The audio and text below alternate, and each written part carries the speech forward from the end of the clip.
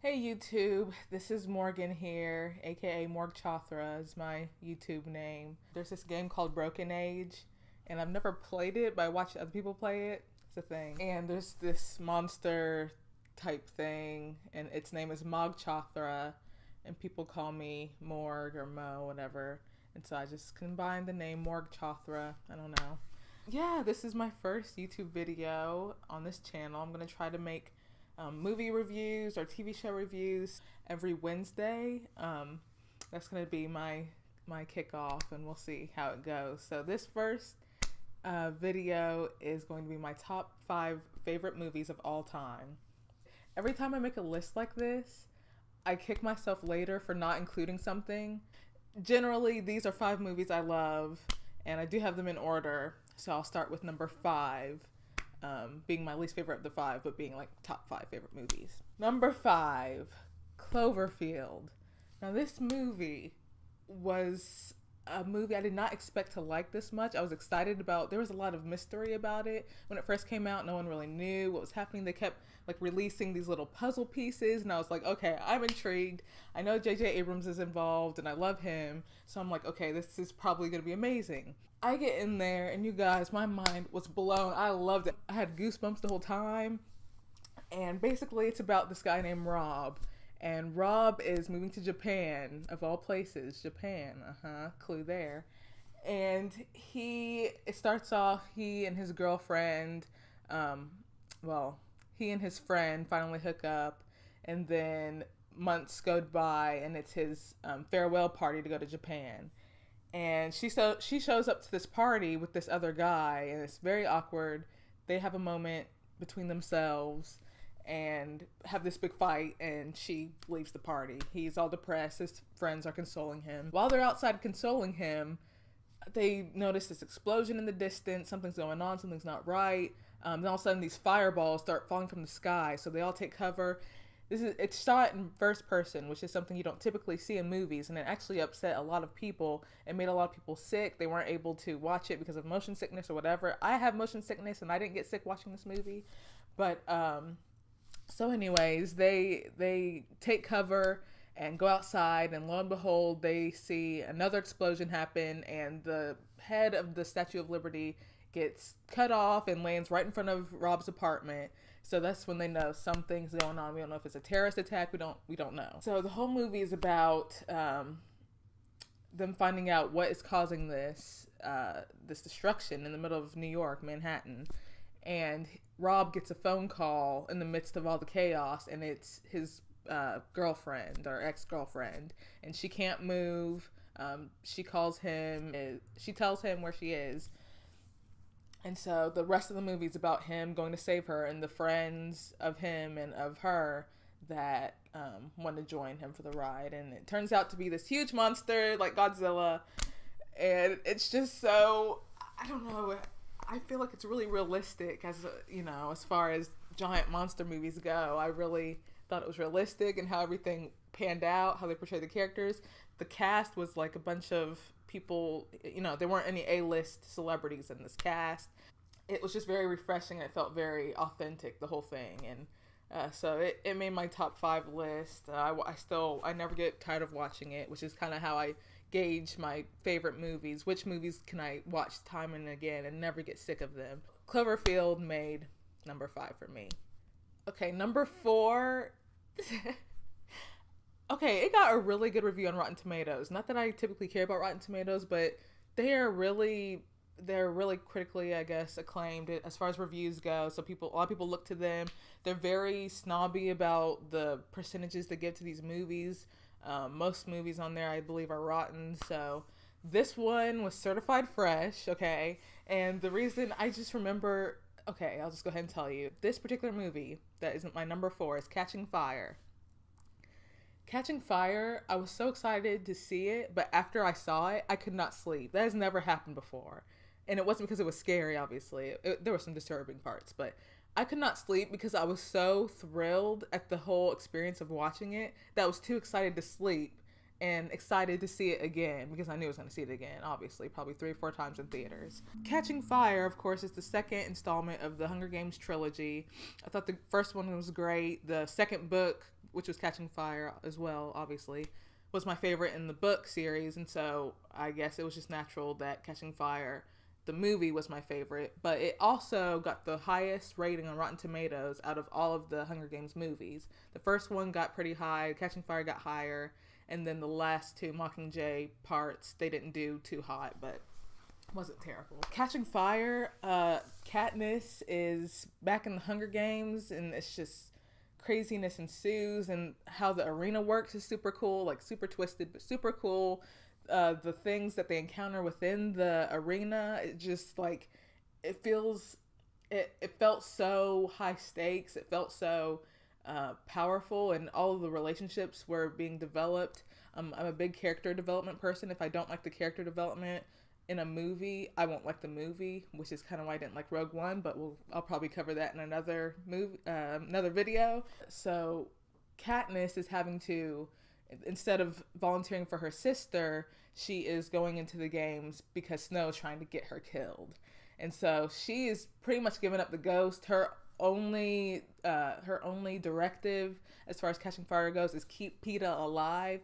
Peeta is falling down, getting electrocuted. He just is asking for trouble this entire movie, helpless, and Katniss is having to save him.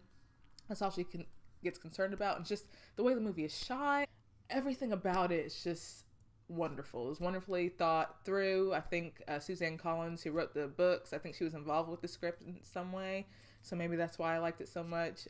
But it's just, everything about it was just epic, high stakes, great story, great acting. All the feels were there, so I love Catching Fire.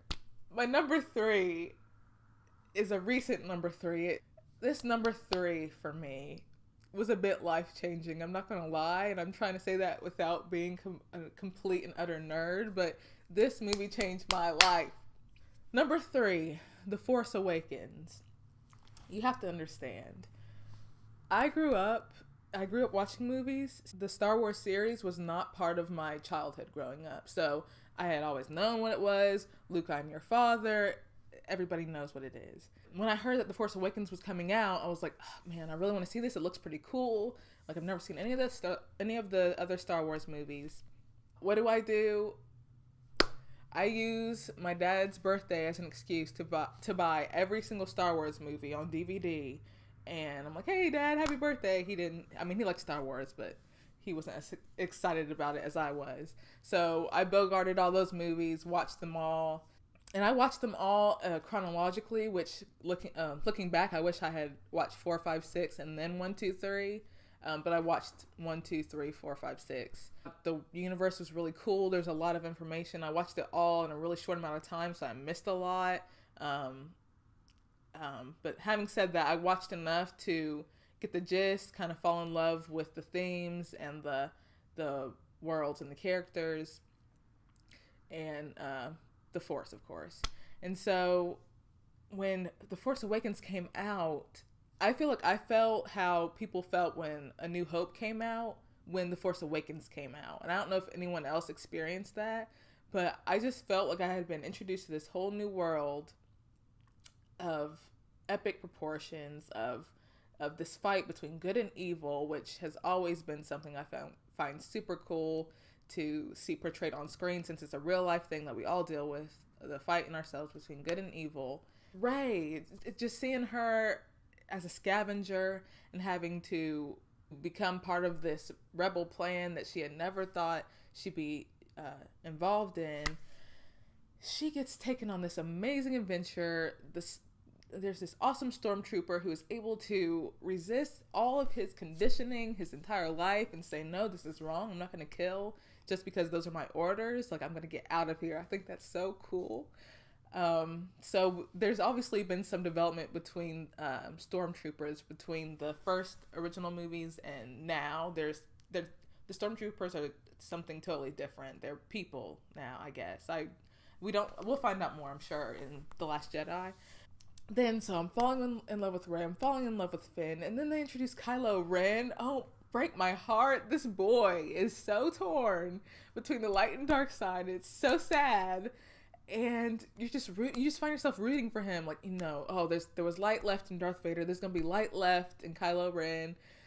And what does he do? He kills Han Solo, his dad.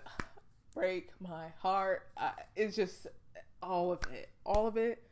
The fight, the last battle between, it starts off between Finn and Kylo Ren, and Kylo Ren kind of knocks Finn unconscious, so Rey steps in, and that fight in the snow and the forest, beautiful. It was just simply beautiful, such a thrill to watch. But yeah, it was everything about The Force Awakens that drew me in. I probably would have loved it having not seen, if I didn't see the other movies and just saw that, I would have loved it just the same and gone back and watched all the rest of them. The Force Awakens is brilliant. It's just brilliant. It's everything a sci-fi fan could want to see in a movie, and it just filled all those inner nerdy desires for me, I guess. I'm not going to talk a lot about my number 2 simply because a lot of people haven't seen it, and simply because a lot of people don't care to see it. But it holds 2 of my favorite actors, which is James McAvoy and Anne Hathaway. It is Becoming Jane, and it's about Jane Austen, who wrote, Pride and Prejudice. Yeah, it's about Jane Austen's life, and this man that keeps appearing in her story, but no one really knows how much their relationship evolved, or if there was a relationship. She never married.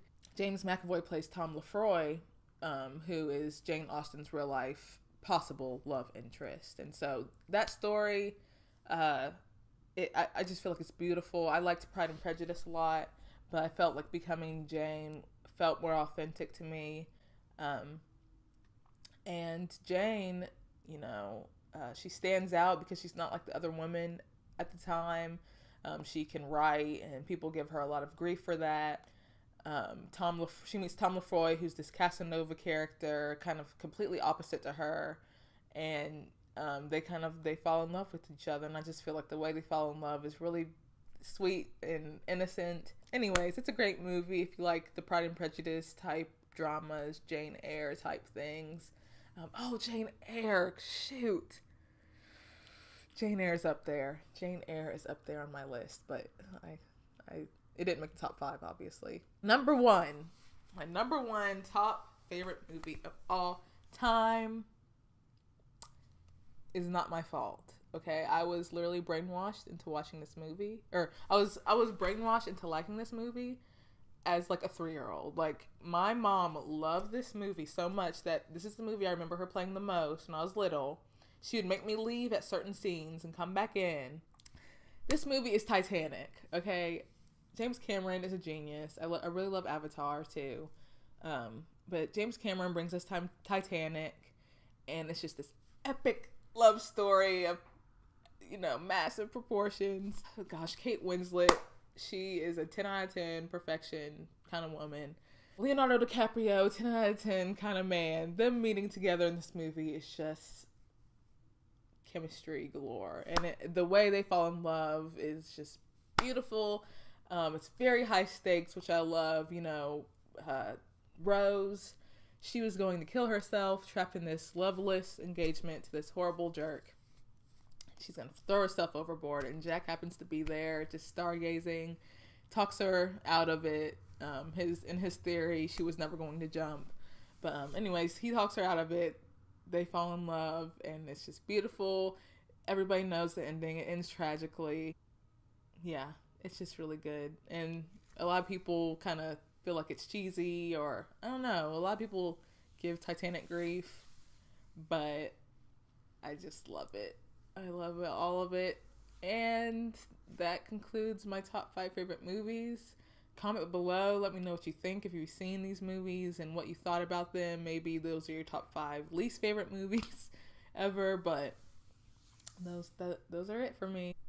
Until next time, this is Morg Chothra signing out. Peace.